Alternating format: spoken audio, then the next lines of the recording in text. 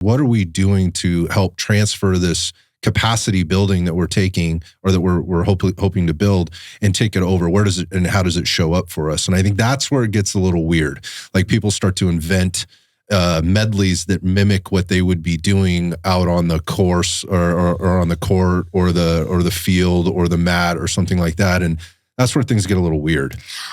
I completely agree. Yeah. I was just sitting here thinking, I don't want to oversimplify, but I can see where, looking back in my experience, where I've utilized medleys when it's come to long, slow distance, like as in running. So, taking out the pounding from the pavement and using it as a cross training day. So still working capacity, working different heart rate zones, and with different movement patterns. So it was kind of one way to give my body a rest from impact, but yet I was still able to work on being explosive and work on my strength, especially, and where it would transfer would then be like having to go up a hill, or down a hill.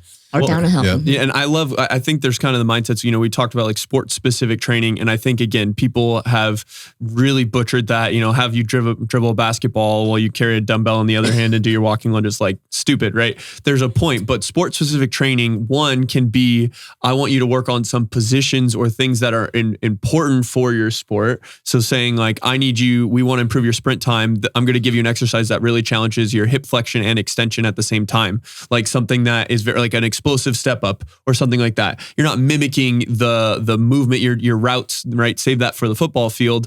But this is specific to improve attributes that you need to, either those specific movement patterns. But I like what you brought up as far as the running thing is, it's also a great time to work on things that you're not getting in your sport. Correct. Or getting in the thing that you're really getting a high stimulus, high volume for, like running. If you're keeping up a lot of mileage, like, maybe you're moving laterally, or this is a great time to kind of almost make some, I don't want to say necessarily just, corrective, because I think corrective rehab feels really easy or light for a lot of people, so it can have more intensity, but it can be kind of a time to work on different movement patterns, be a little corrective, get things that you're not getting stimulated in your sport or skill or thing that you're doing in all your other training. So I think one of the other problems here is we talked about transference. It should transfer over. Capacity building should transfer over to whatever you're doing, right? For sure. For everything, really. So. For everything, right? Yes. So, my ability to do quality work over time, or when the pace picks up, whatever it happens to look like for you.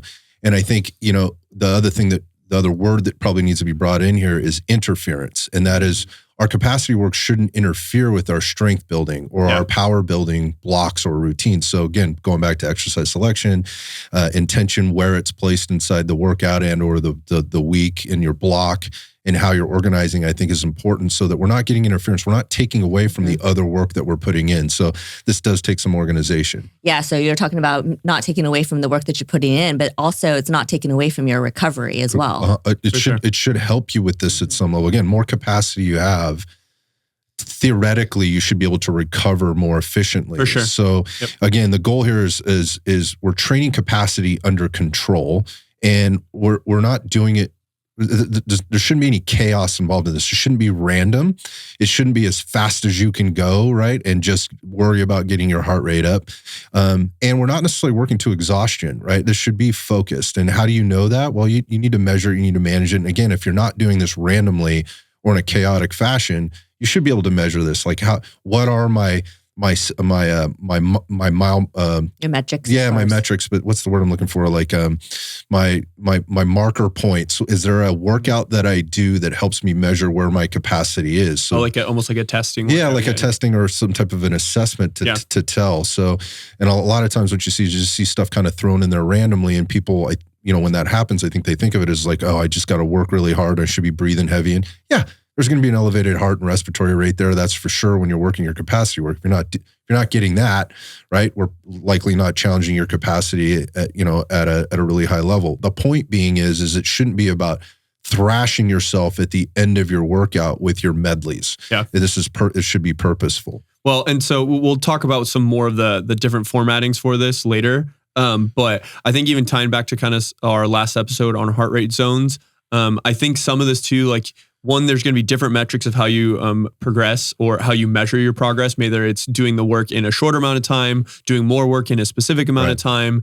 doing more, more rounds of the work, doing more of total volume. But also one of the things, the goal might be, I want to maintain like this same output. Let's say like you have the specific loads and or the specific reps, or you're using something like an assault bike where you actually can see your wattage or your output. And maybe actually the goal is to try to do that at a lower heart rate, like maintain a high output with a lower heart rate. That might also be your test for your progression. So there's lots of ways to kind of see improvements on this, but I think that's again what's changes of just making you tired and it being random or versus being intentional and progressive. Well, that's the other thing is too, making it intentional and purposeful, but then also you're not changing that medley every single time. Yep, so you can manage it and you can measure those metrics.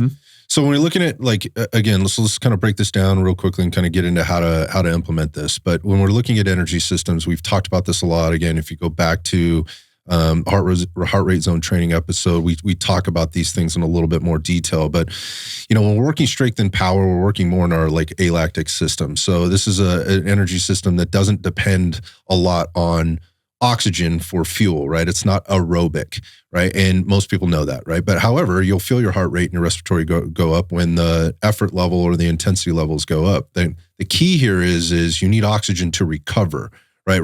That oxygen is vital for your recovery, not just in between bouts or in between sets, but also bouts of exercise. So the more, again, if I can increase my capacity and my body's ability to not only uptake, but utilize that oxygen, then I can recover faster or recover better. Let's just say it that way, depending on what it is that you're doing. And so that should be the goal. Like, what am I doing to help not only improve my capacity, but improve my recovery? I think everybody's looking at like, how much did I gain here? And the gains come in after you've done the work, right? People hear that all the time. The work doesn't get done in the 1 hour you spend or the gains don't come in the 1 hour you spend in the gym. It happens in the other 23 hours of the day as your body's recovering and able to recover back and above baseline, right? Because if that's not happening and all you're doing is you're going in and just trying to survive the workout every time with your medleys or your metcons, if you want to call it that, those kinds of things, then what you end up doing is like, yeah, you're beating yourself up. But if you're never recovering back to or above baseline, you're never going to get the gains for the work that you're actually trying to. You're going to be putting yourself in a debt. You're putting yourself in recovery debt.